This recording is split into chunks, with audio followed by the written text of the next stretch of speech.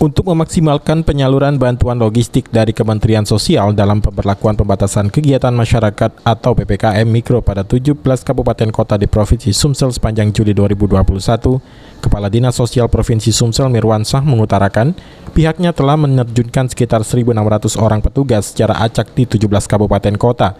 Dari sekitar 1.600 petugas tersebut, sekitar 1.400 orang merupakan petugas yang akan mendampingi masyarakat dalam mendapatkan PKH atau Program Keluarga Harapan, dan petugas untuk pendampingan sembako sekitar 233 orang.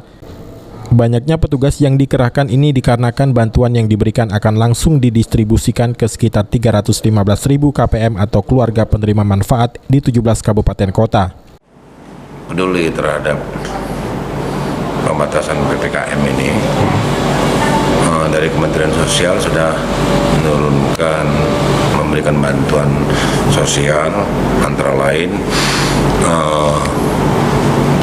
program Keluarga Harapan, kemudian kartu sembako, dan bantuan sosial tunai. Di samping itu juga dari Kementerian Sosial juga memberikan beras kepada Keluarga Harapan itu.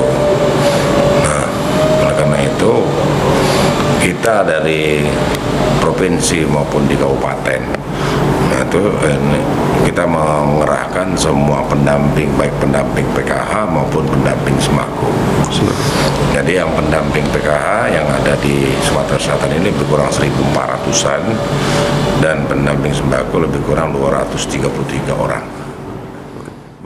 Untuk kriteria penerimaan bantuan sendiri sesuai standar yang telah berlaku seperti keluarga miskin dan masuk dalam data terpadu kesejahteraan sosial atau DTKS.